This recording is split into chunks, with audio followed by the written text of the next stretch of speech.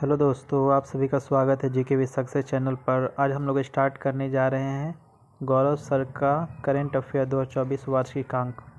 जनवरी 2024 से दिसंबर 2024 तक की सभी प्रमुख घटनाएं इसमें शामिल हैं। इसका पहला टॉपिक लोकसभा चुनाव 2024 के बारे में हम लोग पढ़ेंगे। भाजपा के नेतृत्व वाले राष्ट्रीय जनतांत्रिक गठबंधन एनडीए ने 2024 के लोकसभा चुनाव में 543 लोकसभा सीटों में से 292 सीटें जीतकर पूर्ण बहुमत हासिल किया है। तो इस बार जो है 2024 का जो लोकसभा चुनाव हुआ था उसमें जो एनडीए सरकार थी, एनडीए जो गठबंधन थी भाजपा के नेतृत्व वाले में, तो उसने 543 लोकसभा सीटों में 292 सीटें जीतकर पूर्ण बहुमत हासिल किया है, जिसमें अकेले भाजपा ने 240 सीटें जीती है। तेलुगु देशम 16 सीट और जदयू ने 12 सीटें हासिल की है। Indian national development inclusive alliance, जो कि इंडिया का फुल फॉर्म है, ने 233 सीटें हासिल की हैं। अन्य संसद के निचले सदन में 18 सीटें जीती हैं। कांग्रेस ने 99 सीटें हासिल की हैं। समाजवादी पार्टी को 37 सीट मिला है, जबकि तृणमूल कांग्रेस को 29 और डीएमके पार्टी 22 सीटें जीतने में सफल रही है। 9 जून 2024 को वरिष्ठ भाजपा नेता नरेंद्र मोदी ने लगातार तीसरे कार्यकाल के लिए भारत के प्रधानमंत्री के रूप में शपथ लिया। तो प्रधानमंत्री नरेंद्र मोदी जी ने शपथ कब लिया है? 9 जून 2024 को उन्होंने शपथ लिया। टीडीपी के राम मोहन नायडू मोदी कैबिनेट 3.0 में सबसे युवा केंद्रीय मंत्री बने। तो बोलेगा सबसे युवा केंद्रीय मंत्री कौन बने हैं? तो वो टीडीपी के राम मोहन नायडू बने हैं। 36 वर्षीयों ने लोकसभा चुनाव में आंध्र प्रदेश की श्रीकाकुलम निर्वाचन क्षेत्र से लगातार तीसरी बार जीतकर हासिल की है। यह एक असाधारण घटना है, क्योंकि पूर्व प्रधानमंत्री जवाहरलाल नेहरू के बाद नरेंद्र मोदी एकमात्र ऐसे नेता हैं जो प्रत्येक पिछले कार्यकाल को पूरा करने के बाद लगातार तीसरे बार चुने गए हैं। प्रमुख तथ्य की इसमें बात करें तो संविधान में जो लोकसभा का उल्लेख किस आर्टिकल में है? आर्टिकल 81 में। लोकसभा की पहली बैठक कब हुई थी? तो लोकसभा की पहली बैठक 13 मई 1952 स्वतंत्र भारत में हुआ था। और लोकसभा के प्रथम अध्यक्ष कौन थे? गणेश वासुदेव मावलंकर। संविधान में प्रधानमंत्री का उल्लेख किस आर्टिकल में है? तो संविधान में प्रधानमंत्री को उल्लेख आर्टिकल 74 के 1 में स्थित है। लोकसभा भंग करने की शक्ति राष्ट्रपति को किस आर्टिकल में है? आर्टिकल 85 में। वर्तमान में लोकसभा के कितने सदस्य हैं? तो 543 सदस्य हैं। लोकसभा का कार्यकाल 5 वर्ष का होता है। लोकसभा सदस्य बनने की न्यूनतम आयु कितनी है? 25 वर्ष है। चुनाव तिथि, चुनाव इस बार कब हुआ था? 19 अप्रैल से 1 जून 2024 तक चुनाव चला था। कुल मतदान टोटल 7 चरणों में हुआ था। मतदान की गणना कब हुई थी? 4 जून 2024 को। और शपथ ग्रहण समारोह हुआ था 9 जून 2024 को। तो चुनाव कब से कब के बीच में हुआ था? 19 अप्रैल से 1 जून तक चला था। 7 चरणों में हुआ था। 4 जून को मतदान की गणना हुई थी और 9 जून को शपथ ग्रहण हुआ था। कुल मतदाता कितना थे इस बार? 96.8 करोड़ टोटल मतदाता थे, जिसमें भागीदार मतदाता कितना थे? 64.2 करोड़। इनमें से 31.2 करोड़ थी महिलाएं थी। प्रधानमंत्री नरेंद्र मोदी का यह अब तक का सबसे बड़ा मंत्रिमंडल है। वर्ष 2014 में 55 मंत्री के साथ वर्ष 2019 में 58 तथा इस बार 18वीं लोकसभा चुनाव में उन्होंने 31 मंत्रियों के साथ शपथ लेकर उन्होंने जंबो मंत्री परिषद का रिकॉर्ड बनाया। तो इस बार कितना मंत्री है 18वीं लोकसभा में? 71 मंत्री। गुजरात के सूरत लोकसभा सीट से बीजेपी के मुकेश दलाल चुनाव होने से पहले ही जीत गए। इससे 18वीं लोकसभा पहले भाजपा सांसद बने। तो बोलेगा कि किस जगह चुनाव होने से पहले ही उनको जीत हासिल हो गई? तो मुकेश दलाल गुजरात के सूरत सीट से। मध्य प्रदेश के इंदौर लोकसभा सीट से बीजेपी उम्मीदवार शंकर लाल अडवाणी ने लोकसभा चुनाव में सबसे बड़ी जीत दर्ज की, मतलब सबसे अधिक वोटों के अंतर से कौन जीता है? तो वो मध्य प्रदेश की इंदौर लोकसभा सीट से शंकर लालवानी ने। महाराष्ट्र के उत्तर पश्चिम मुंबई लोकसभा सीट से शिवसेना के उम्मीदवार रवींद्र दत्ताराम वायकर ने लोकसभा चुनाव 2024 की सबसे कम अंतर 48 सीट से जीतने वाले उम्मीदवार बने। तो सबसे कम अंतर मात्र 48 वोट से ही वो जीते, रवींद्र दत्ताराम। तासी गंग बर्फीले हिमालय में 15,256 फीट की ऊंचाई पर बसा एक छोटा सा गांव है। इस गांव में दुनिया का सबसे ऊंचा मतदान केंद्र होने का गौरव प्राप्त है। तो दुनिया का सबसे ऊंचा मतदान केंद्र तासी गंग बर्फीले हिमालय का। तो अगर बोलेगा कि दुनिया का सबसे ऊंचा मतदान केंद्र होने का गौरव किसे प्राप्त है, तो तासी गंग को। चिकोडी से कांग्रेस के उम्मीदवार तथा मंत्री सतीश जारकीहोली की बेटी प्रियंका जारकीहोली आज़ादी के बाद कर्नाटक में अनारक्षित सीट से संसद में प्रवेश करने वाली सबसे कम उम्र की आदिवासी महिला बन गई है। तो चिकोडी की जो है वो जारकीहोली की बेटी प्रियंका जारकीहोली सबसे कम उम्र की आदिवासी महिला बन गई है। बीदर से कांग्रेस के उम्मीदवार सागर खंडरे सबसे कम उम्र के उम्मीदवार हैं, जिनकी उम्र 26 साल 5 महीना 24 दिन है। लोकसभा चुनाव 2024 का टैगलाइन क्या है? चुनाव का पर्व, देश का पर्व। लोकसभा चुनाव 2024 के युवा आइकॉन कौन है? तो आयुष्मान खुराना। 18वीं लोकसभा का प्रोटेम स्पीकर किन्हें बनाया गया था? तो 18वीं लोकसभा का प्रोटेम स्पीकर भर्तृहरि महताब को बनाया गया। और 18वीं लोकसभा के अध्यक्ष कौन बने हैं? फिर से ओम बिरला बने हैं। 18वीं लोकसभा के विपक्ष के नेता कौन है? राहुल गांधी बने हैं। लोकसभा चुनाव 2024 के युवा सांसद सदस्य एक है पुष्पेंद्र राज, समाजवादी पार्टी के हैं, और कौशाम्बी लोकसभा सीट से उत्तर प्रदेश से जीते हैं। प्रिया सरोज समाजवादी पार्टी से और मछली शहर लोकसभा सीट उत्तर प्रदेश से है। शांभवी चौधरी लोकसभा जनशक्ति पार्टी से है और समस्तीपुर लोकसभा सीट बिहार से जीती है। लोकसभा चुनाव 2024 में महिला सदस्य कौन कौन महिला बनी है? तो 18वीं लोकसभा महिला सदस्य संख्या कितनी है? 74 है। तो 18वीं लोकसभा में टोटल 74 महिला संसद की सदस्य बनी है। कैबिनेट मंत्री में शामिल महिलाएं सदस्य की संख्या 7 है। टोटल 74 महिलाएं और कैबिनेट मंत्री में 7 महिलाएं, जिसमें निर्मला सीतारमण, अन्नपूर्णा देवी, अनुप्रिया पटेल, शोभा करंदलाजे, सावित्री ठाकुर, नीमूबेन बम्बानिया, रक्षा खड़से, ये 7 महिला कैबिनेट मंत्री में है। अगर हम नोटा की बात करें तो मध्य प्रदेश में लोकसभा चुनाव नतीजों में इंदौर में नोटा ने नया रिकॉर्ड बनाया है। लोकसभा चुनाव 2.18 लाख मतदाताओं ने इसमें कोई नहीं विकल्प चुनकर नोटा का रिकॉर्ड बनाया है। तो इस बार जो है 2.18 लाख के साथ सबसे अधिक नोटा का उपयोग मध्य प्रदेश के इंदौर में किया गया। अब हम मोदी कैबिनेट 3.0 की बात करते हैं।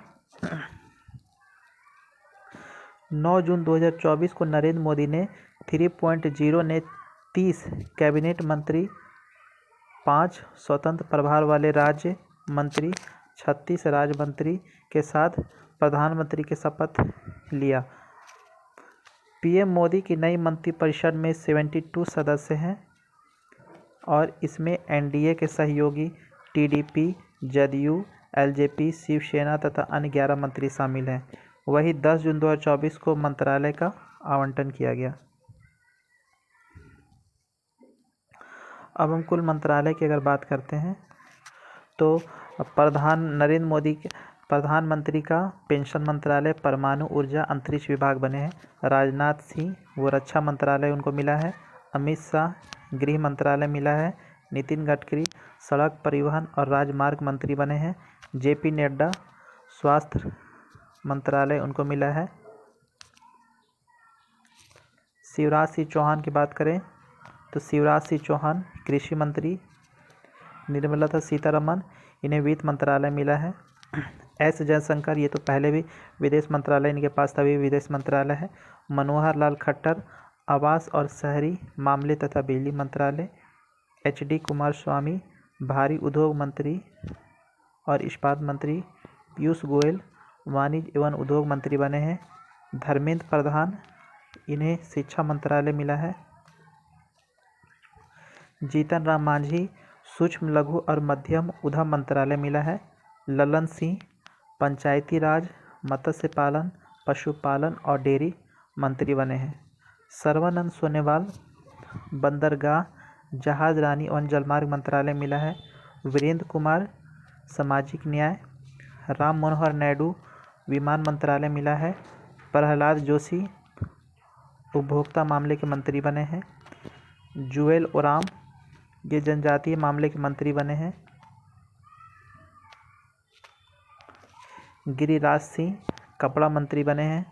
अश्विनी वैष्णव, रेल मंत्री, सूचना और प्रसारण मंत्री। ज्योतिराज सिंधिया, पूर्वोत्तर क्षेत्र विकास दूरसंचार मंत्री। भूपेंद्र यादव, पर्यावरण, वन एवं जलवायु मंत्री। गजेंद्र सिंह शेखावत, संस्कृति मंत्री और पर्यटन मंत्री। अन्नपूर्णा देवी, महिला और बाल विकास मंत्री। किरण रिजिजू, संसदीय कार्य मंत्री और अल्पसंख्यक मामले के मंत्री। हरदीप सिंह पुरी, पेट्रोलियम और प्राकृतिक गैस मंत्री बने हैं। मनसुख मंडाविया, श्रम रोजगार मंत्री, युवा मामले और खेल मंत्री। जी किशन रेड्डी, कोयला और खनन मंत्री। चिराग पासवान, खाद्य प्रसंस्करण उद्योग मंत्री। CR पाटिल, जल शक्ति मंत्री।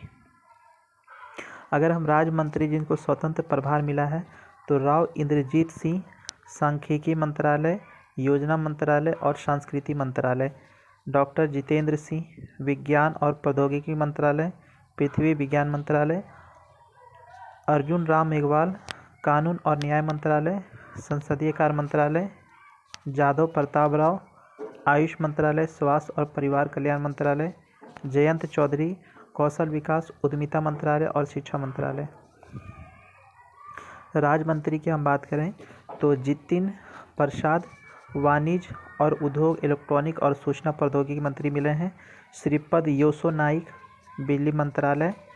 पंकज चौधरी, वित्त मंत्रालय मिला है इन्हें। कृष्णपाल, सहकारिता मंत्रालय। रामदास अठावले, सामाजिक न्याय अधिकारिता मंत्रालय। रामनाथ ठाकुर, कृषि किसान कल्याण मंत्रालय और नित्यानंद, गृह मंत्रालय।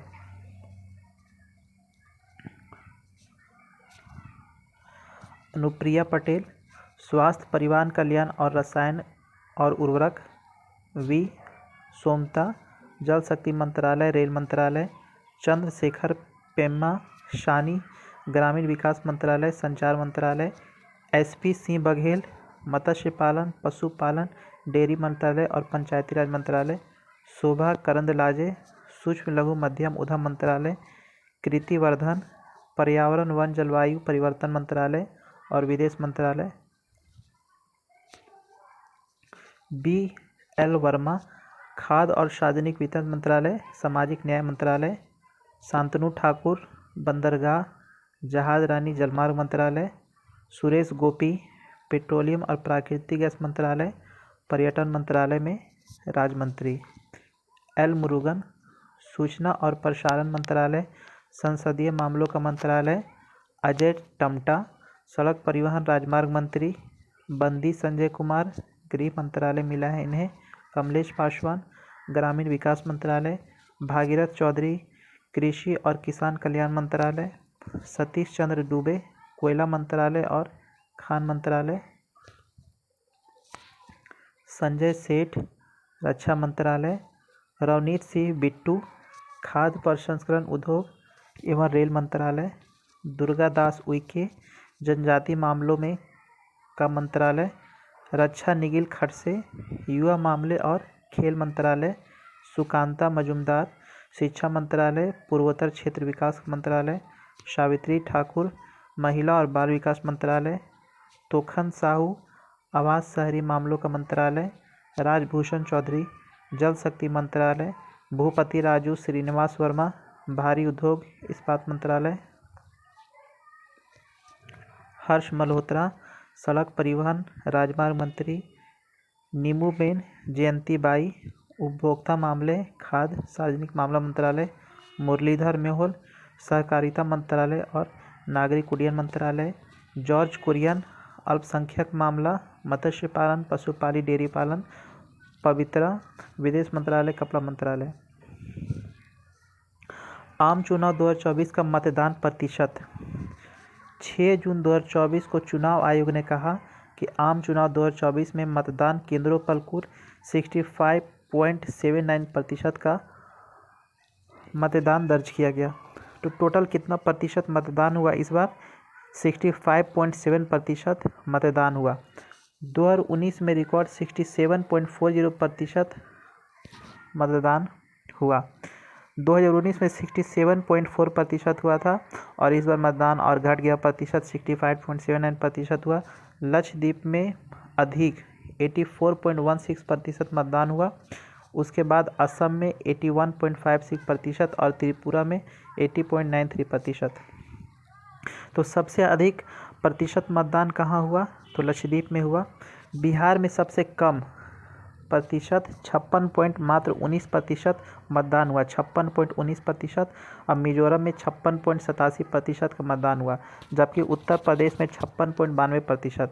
यानी अगर प्रतिशत की हम बात करें तो बिहार, मिजोरम, उत्तर प्रदेश। 18वीं लोकसभा चुनाव में मतदान करने वाले कुल पुरुष मतदाताओं की संख्या। टोटल 67% मतदान हुआ, लेकिन पुरुष की बात करें तो 65.80% मतदान, जबकि 65.78% मतदाता महिलाएं थी। तो पुरुष कितना था? 65.80 और महिलाएं 65.79% मतदाता बनी। तीसरा लिंग ट्रांसजेंडर का मतदान, ट्रांसजेंडर जो थे उनका मतदान 27.08% रहा। लक्षद्वीप में 85.47% के साथ सबसे ज़्यादा महिलाओं का मतदान हुआ। ऐसे भी सबसे ज़्यादा प्रतिशत लक्षद्वीप में हुआ और सबसे ज़्यादा महिलाओं का प्रतिशत वो भी लक्षद्वीप में हुआ। इसके बाद असम राज्य में हुआ 81.71%। इसी तरह पुरुष मतदाताओं का सबसे अधिक लक्षद्वीप और असम में देखा गया। ऐसे भी दोनों लक्षद्वीप ही है, महिलाओं का भी सबसे ज़्यादा प्रतिशत लक्षद्वीप और पुरुष का भी सबसे ज़्यादा लक्षद्वीप। सबसे कम पुरुष मतदान बिहार में हुआ और उत्तराखंड में रहा। वहीं सबसे कम महिलाओं का मतदान प्रतिशत मिजोरम और जम्मू कश्मीर में रहा। दोस्तों, गौरव सर का ये पहला चैप्टर था 18वीं लोकसभा चुनाव। अगर आप लोग को पसंद आए या फिर आप कुछ सुझाव दें इसके ऊपर तो आप कमेंट में लिखकर ज़रूर बताएं। Thank you.